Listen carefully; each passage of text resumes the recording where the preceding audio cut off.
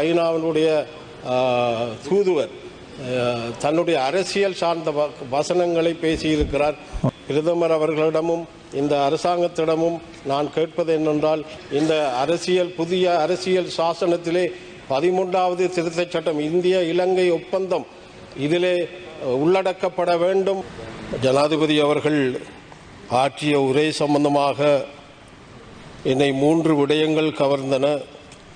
ஒன்று, விவசாயிகளுடைய பிரச்சனை சம்பந்தமாக அவர் நன்கு உணர்ந்திருக்கிறார் என்பதை நான் அறிந்து கொண்டேன். ஏனென்றால் எங்களுடைய விவசாய பெருமக்கள் தங்களுடைய உடைமைகளை அடைமானம் வைத்துத்தான் விவசாயத்தை மேற்கொள்வார்கள். எல்லாரும் வறுமை கோட்டுக்கு கீழே தான் இன்றைக்கு இருந்து கொண்டிருக்கிறார்கள்.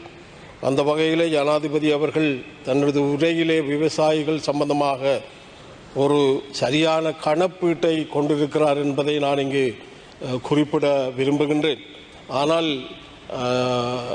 அந்த உரையிலே அவர் குறிப்பிட்ட ஒரு விடயத்தை நான் இங்கு சொல்லிக்கொள்ள வேண்டும். இந்த விவசாயிகளுக்கு அவர் கொண்டிருக்கின்ற அக்கறை, இந்த வன்னி மாவட்டத்திலே கூடுதலான இயற்கை அனர்த்தம் பாதிப்புக்குள்ளான விவசாயிகள் இப்பொழுது இருந்து கொண்டிருக்கிறார்கள். தங்களுடைய உடைமைகளை அடைமானம் வைத்து, தங்களுடைய நகைகளை அடைமானம் வைத்து இந்த விவசாயத்தை மேற்கொள்கின்ற போது இயற்கை அனர்த்தத்தினூடாக அழிவை சந்தித்திருக்கிறார். ஆகவே இந்த அரசாங்கத்திடம், ஜனாதிபதியிடம் நான் கேட்பது என்னவென்றால், அந்த விவசாயிகள் அழிந்த அத்தனை விவசாயிகளுக்கும் மீண்டும் அவர்கள் விவசாயத்தை மேற்கொள்வதற்கான வசதி வாய்ப்பை செய்து கொடுக்க வேண்டும் என்பது எனது கோரிக்கையாக இருக்கிறது. அது மட்டுமல்ல, கூடுதலாக வன்னி மாவட்டத்திலே இந்த இயற்கை அனர்த்தத்தால் பாதிக்கப்பட்ட மக்கள் மன்னார் மாவட்டத்திலே கூட இருக்கிறார்கள். இதில் நான் நன்றி சொல்ல வேண்டும். கடந்த அரசுகள் இருந்தாலும் கூட இந்த அமைச்சர்கள் தொடர்ச்சியாக எங்களுடைய வன்னி மாவட்டத்திற்கு வந்து அந்த இயற்கை அனர்த்தத்தை பார்வையிட்ட அந்த பெருமையும் உங்களை சார்ந்திருக்கிறது. ஆகவே பார்வையிடுவது மட்டுமல்ல, எங்களுடைய மக்களுடைய அன்றாட பிரச்சனைகளை, அவர்களை மீண்டும் தங்களுடைய அந்த பொது வாழ்க்கைக்கு அவர்கள் மீண்டெழுகின்ற வாய்ப்பை உண்டு பண்ணுகின்ற செயல்பாட்டை செய்ய வேண்டும் என்பது என்னுடைய கருத்து. அதைவிட 2வது விடயம், எங்களுடைய கடத்தொழிலாளர்கள், அவர்கள் இந்த இயற்கை அனர்த்தத்தால் கடலுக்கு செல்லவில்லை. பிரதி சபாநாயகர் அவர்களே, அவர்களுக்கு நிவாரணம் என்பது குறிப்பாக விவசாய அமைச்சர், இதில் கடத்தொழிலாளர் அமைச்சர் இருந்தார். அவரிடம் நான் கோரிக்கை, அவர் எல்லா இடமும் சென்றிருக்கிறார். ஆனால் அவரிடம் கோரிக்கை விடுவது என்னென்றால், எங்களுக்கு கடலுக்கு செல்லாத இந்த கடத்தொழிலாளர்களையும் இந்த அரசாங்கம் கவனத்திலே எடுக்க வேண்டும். அதைவிட நிவாரணம் என்பது அரசாங்க உத்தியோகத்தர்களை புறந்தள்ளி இருக்கக்கூடாது என்பது என்னுடைய கருத்து.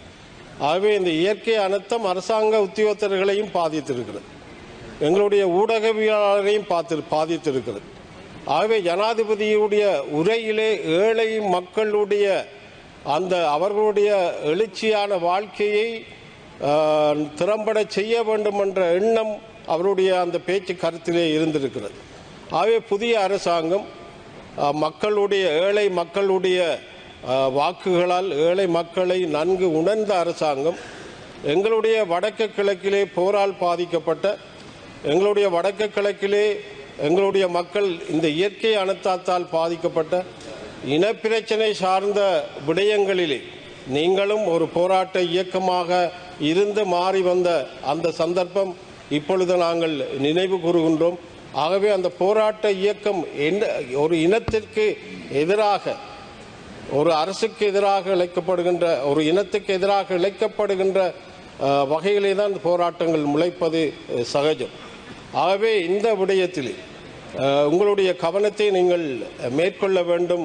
இனப்பிரச்சனையாக இருக்கலாம், எங்களுடைய மக்களுடைய வாழ்வாதார பிரச்சனையாக இருக்கலாம், இப்பொழுது இயற்கை அனர்த்தத்தால் பாதிக்கப்பட்ட எங்களுடைய மக்களை மீட்டெழுகின்ற ஒரு செயல்பாடாக இருக்கலாம். புதிய அரசாங்கம் அதிலே கவனம் செலுத்த வேண்டும். என்னை பொறுத்த மட்டிலே இந்த புதிய அரசியல் சாசனத்திலே 13வது திருத்தச் சட்டம், இந்திய இலங்கை ஒப்பந்தம் இதிலே உள்ளடக்கப்பட வேண்டும் என்பது என்னுடைய கருத்து. தயவு செய்து அரசாங்கம் இந்தியாவை பயத்து கொள்ள வேண்டாம். அண்மை காலமாக எனது நண்பர் தனது கருத்தை யாழ்ப்பாணத்திலே வெளியிட்டிருந்தார். கயல்துமார் பொன்னம்பலம் அவர்கள் இந்த சைனாவினுடைய தூதுவர் தன்னுடைய அரசியல் சார்ந்த வசனங்களை பேசியிருக்கிறார்.